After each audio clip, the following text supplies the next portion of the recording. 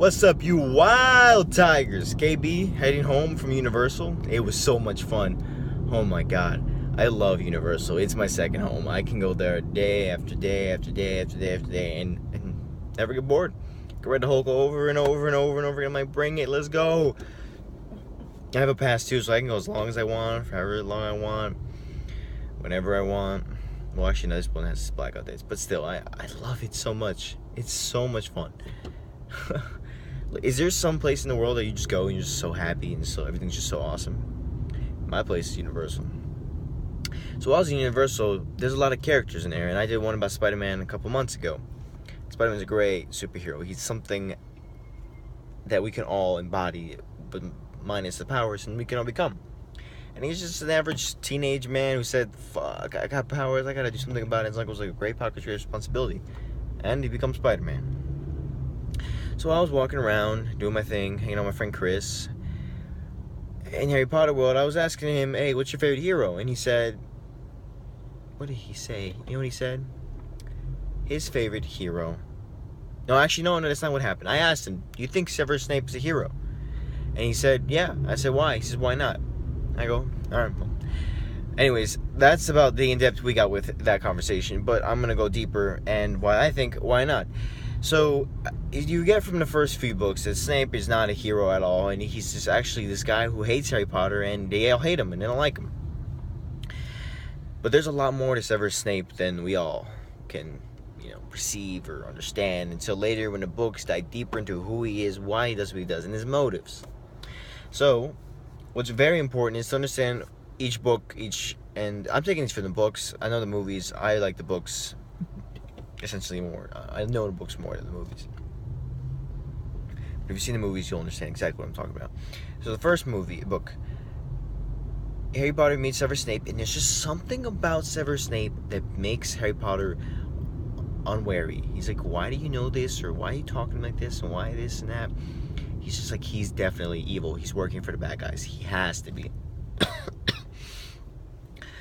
So you go, oh, well, Severus Snape's obviously like the villain, and he's not the villain, but you're like, he's one of the characters you know is gonna be bad. Second book comes along. Severus Snape is still the same person, does his thing, and it is what it is. But mind this, in the second one, he also helps Harry Potter. So in the first one, he actually saves Harry Potter from dying from the Quidditch match.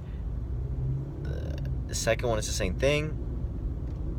The third one, he protects Harry and Hermione and Ron from the werewolf, and he risks his life. He literally goes out there and fights. And then the fourth one comes along, and there's not really much Snape stuff going on in there.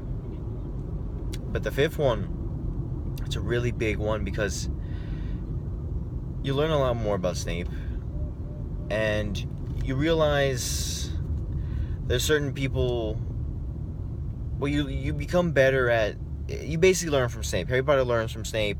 Snape teaches him how to control this thing in his head, because he's able to see the dreams of Voldemort can see his dreams, and it's like, it's not good. But he's like, oh, I should trust you, blah, blah, blah. It's this whole thing, and I think he goes into the memories of all people, and I think he sees the memories of Snape, and he realizes that Snape knew his mother. He's like, oh, this is crazy, this is weird. And he realizes that Snape loves his mom. And that's a really important thing. Snape loves Lily Potter. Like, a lot. It's insane. So, now we have the sixth book. And in that book, we see Snape kill Dumbledore. But in reality, it was actually Malfoy. Well, actually, that's another story. That's about the other one. We'll forget about that.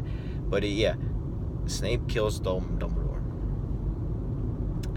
In doing that, Harry Potter swore to kill Snape.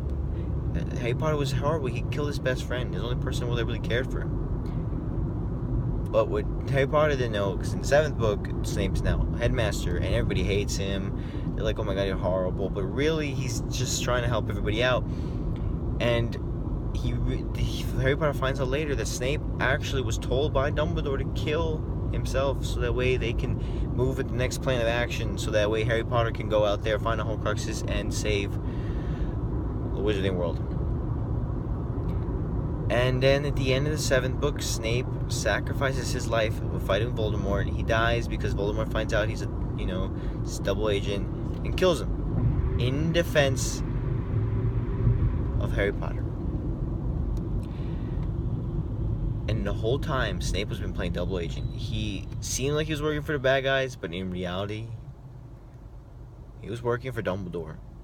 He was working to protect Harry Potter because he still loved Lily Potter. And you might think, oh, it's because of love. That is why it's important. Sometimes heroes aren't created by the action of, I want to do good. I don't believe that sometimes. I believe most of our heroes are created from something that says we must go deeper from outside of ourselves and do something good. Whether we wanted to or not. Whether we care to or not. Heroes are born to just do what's right because they either love, either they want to, either it's passion, it's desire. There's something there emotionally that's like, I gotta do what's right. His whole life has been watching Harry Potter. He's been protecting Harry Potter. He's been making sure he's been safe this whole time because of his love for Lily. He loves her so much. And he sacrificed everything, even his life at the end, to protect the one person he loved. He loved her so much. And people underestimate the power of love. Love is so powerful. Love can change lives. It's necessary. Now, another thing I love about Severus Snape is he's a Slytherin, and most Slytherins get negative connotations.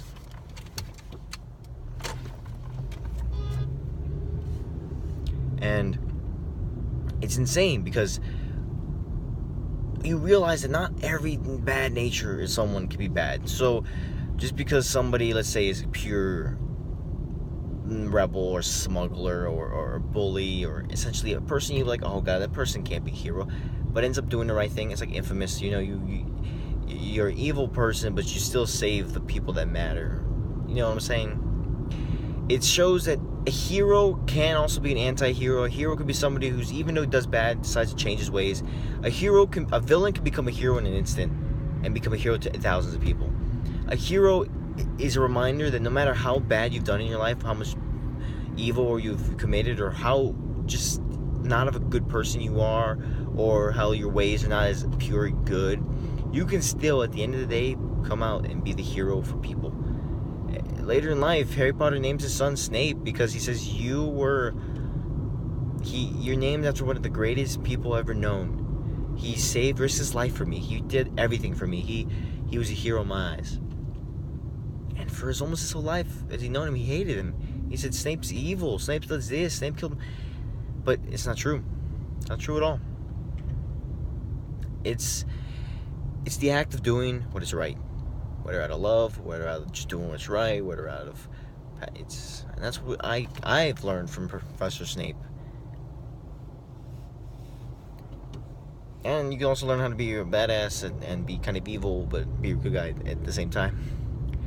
But yeah, Snape's a good guy. He's been a good guy the whole time. He's saved Harry Potter so many times because of love. So if there's somebody you care about, somebody that means so much to you, always choose love over being right, over other things, over evil, over just your ways, and do what is right for the person in front of you. And no matter what, you'll be a hero in their eyes, no matter how much evil you've done.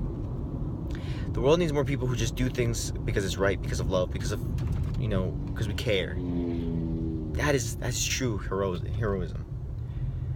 A hero is not some god or watchful protector who's always there. It's the people around us. They're among us. They're here every single day around us. And some people, you might not even imagine in a million years they could be a hero. But when it's the time to step up, to become a hero, to do what is right, the people who do are always heroes in my eyes, no matter what they've done in their lives. But stepping up, doing it out of whatever reason it is, but being there for the people that matter. That is true heroism. So, next time you have an opportunity to be a hero, step up, be a hero, and don't let the world down. Because at the end of the day, it's about who you changed, whose lives you changed, whose world you affected. Done.